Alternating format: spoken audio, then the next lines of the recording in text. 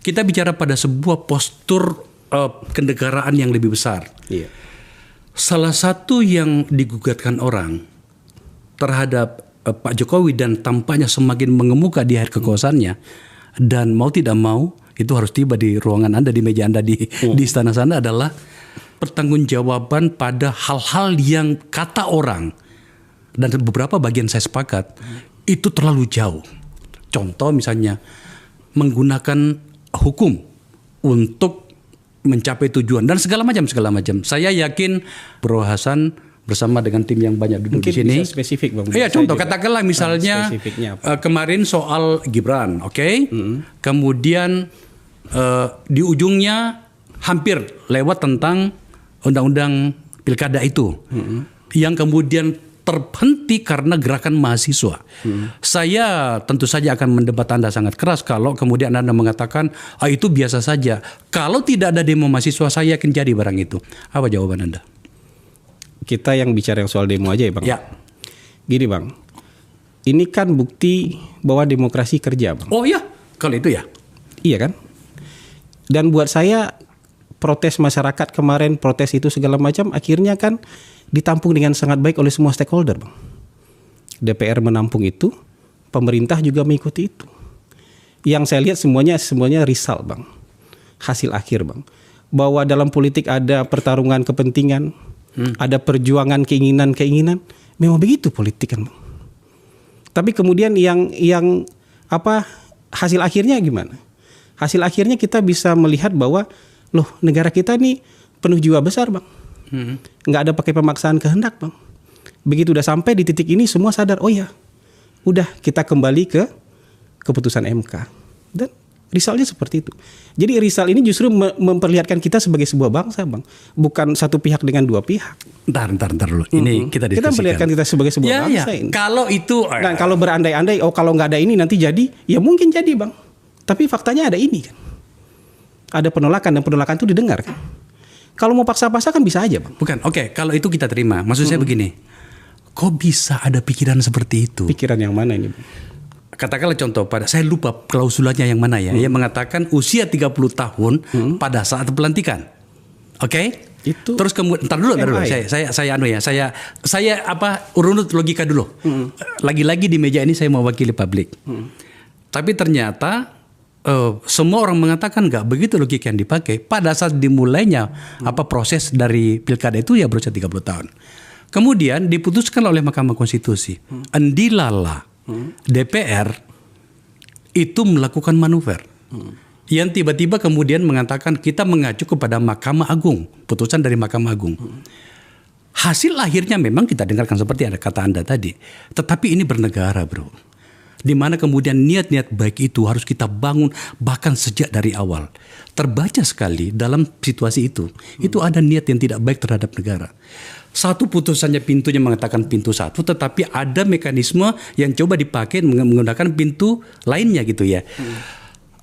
Salah seorang narasumber saya mengatakan begini, itu dosa Jokowi ya. Ada yang mengatakan begitu sama saya. Saya jawabnya begini, pada masa-masa dan situasi krusial, kepemimpinan nasional harus muncul, dan itu masalah yang krusial. Tapi tampaknya kata banyak orang, dan itu bukan orang sembarangan. Salah satunya saya sebut narasumbernya bernama Pak Mahfud MD, mengatakan itu terlalu berlebihan. Sebab nggak mungkin beliau tidak paham. Apa jawaban Bapak Kepala Kantor Kepresidenan?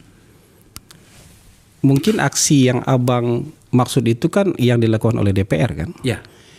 Saya nggak bisa komentarin apa yang dilakukan DPR Bang. Ini debatnya bisa panjang sama mereka. Karena mereka merasa sebagai pembentuk undang-undang kan. Ya. Jadi kalau mereka menjalankan tugas sebagai pembentuk undang-undang biarkanlah. Tapi dinamika kan pasti ada Bang. Dan saya nggak pernah khawatir soal dinamika di negara ini Bang. Saya yakin akal sehat semua akan di ujungnya ya kita semua itu akan berpikir sebagai sebuah negara Bang. Ya. Nah kalau misalnya kemudian masyarakat menolak itu. Dan saya lihat juga akhirnya DPR kan menyadari itu bahwa ini nggak bisa dilakukan. Okay. Dan mereka putuskan untuk tidak. Dan kalau dari pemerintah Bang, ini terus terang aja Bang. Coba Abang di posisi pemerintah. Kalau DPR bikin undang-undang baru misalnya, jalan lancar misalnya, pemerintah bisa nolak nggak Bang? Kan cuma bisa nggak tanda tangan Bang, 30 hari otomatis abang kan pernah di DPR, otomatis berlaku. Bisa nolak abang? Nggak bisa kan? Ada bagian yang tampaknya harus kita notice kepada publik bahwa undang-undang itu harus disetujui oleh dua pihak. Iya, tapi kalau DPR presiden dan katakan, enggak, sebelum sampai ke situ adalah pemerintah dan DPR. iya. Oke lah, kita gunakan narasi bahwa nggak bisa dong presiden atau pemerintah atas nama eksekutif cawe-cawe mempengaruhi apa itu DPR ya, dalam hal ini balik. Memang seperti itu. Lu jangan dong gitu kan, kira-kira seperti itu. Tetapi sampai pada diputuskannya bahwa tidak ada paripurna hari itu, tidak ada satupun suara dari presiden atau istana atau pemerintah yang mengatakan kami tidak setuju itu. Seandainya ada pernyataan, bro, jangan sampai di presiden lah, seorang Hasan Nasbi aja. Saya tampil hari Kamis. Bukan, tidak ada pernyataan bahwa kami menolak mekanisme yang dipakai oleh DPR untuk pengen menggunakan pintu B padahal pintunya pintu A, dalam hal ini putusan Menurut saya MA. di akhir masa jabatan nggak bisa begitu presiden, bang.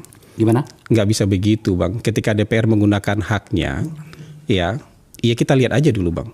Tapi kan ini nggak peran 1-2 orang ini, bang. Ketika sampai di result yang hari ini peran semua orang, bang. Dan termasuk juga peran dari istana, bang. Untuk sampai di titik ini. Maksudnya orang harus akui loh, peran dari istana juga untuk menerima yang seperti ini, bang.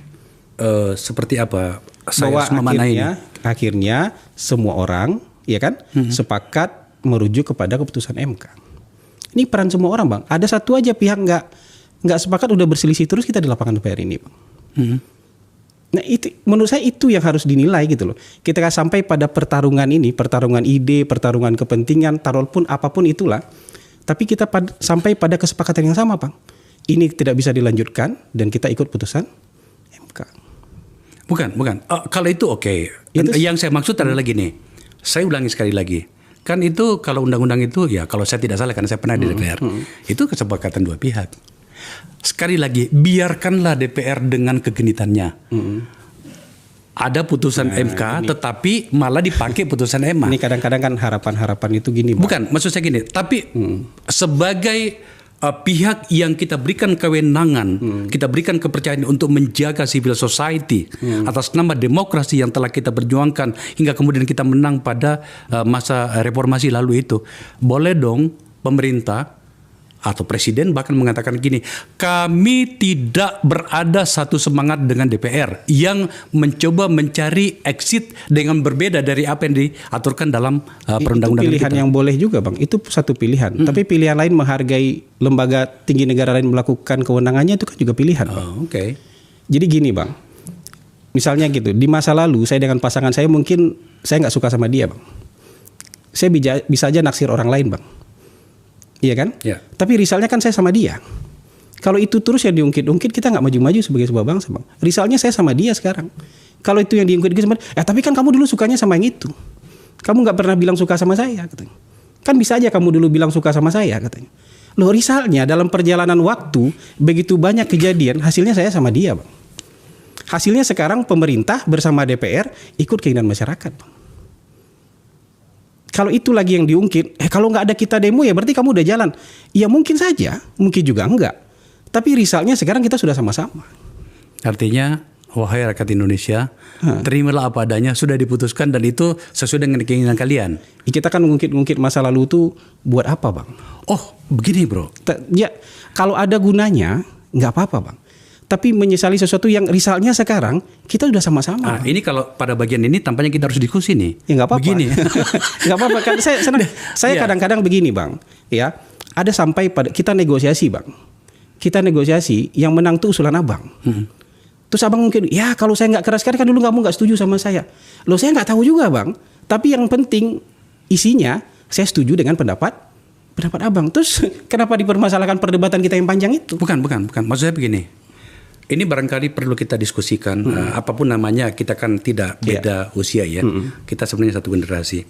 Adalah tanggung jawab kita secara etik dan secara adab untuk mengajari bangsa untuk mengajari terutama anak-anak kita, adik-adik kita yang mengatakan gini, pernah di masa lalu ada peristiwa-peristiwa seperti ini.